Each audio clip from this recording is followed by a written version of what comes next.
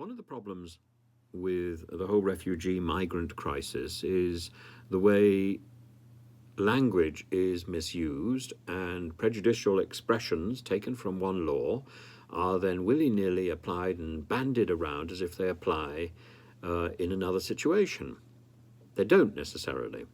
And Farage, Braverman, and Julia Hartley Brewer, these are all people who quite happily chirp with language which is inappropriate. So let's go back to the basic law. The basic law is the 1951 Refugee Convention.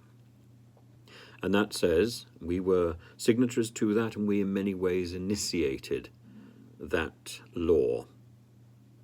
And that says that should someone come to our shores, no matter how they come, and ask for asylum, we must consider it and we must process the application. Should the application not be successful, then they must be returned.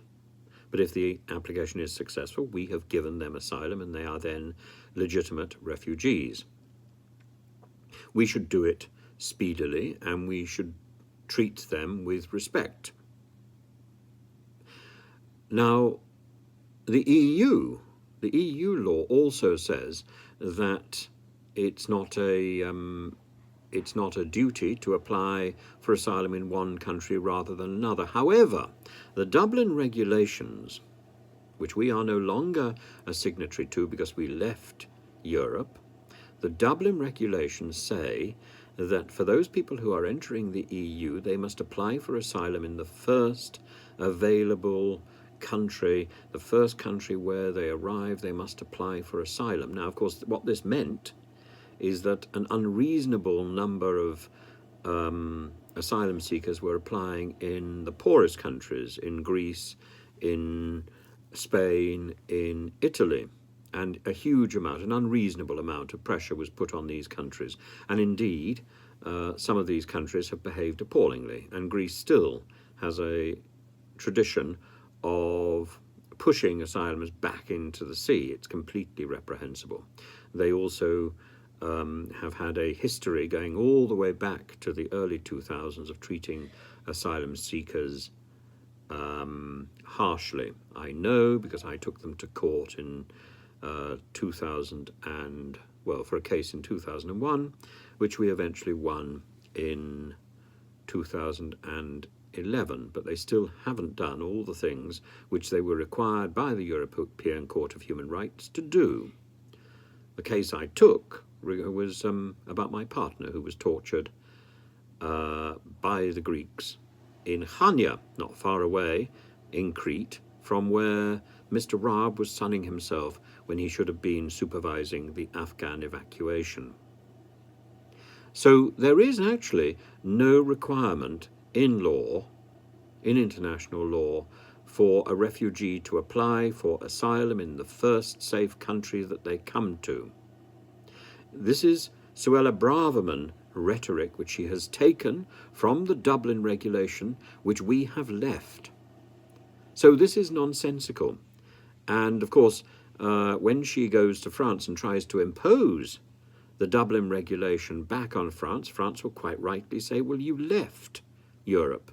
The Dublin regulation has no authority over you anymore. You can't invoke it because you left and you didn't renegotiate this as part of the package for leaving Europe.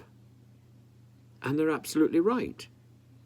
So whatever Suella Braverman wants to claim, and indeed a lot of people have been writing comments saying that the Albanians who are coming should have claimed asylum in France. Well, there's absolutely no obligation for them to do so.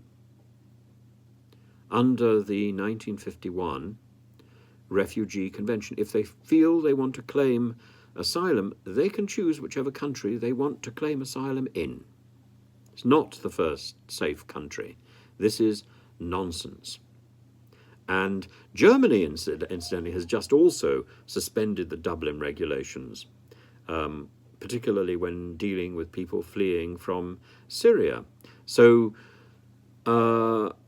Angela Merkel recognized that too much weight was put on those people who were coming from Syria, and too many people were then coming from Syria into the poorest countries in Europe, and too much pressure was therefore being put, for example, on Greece.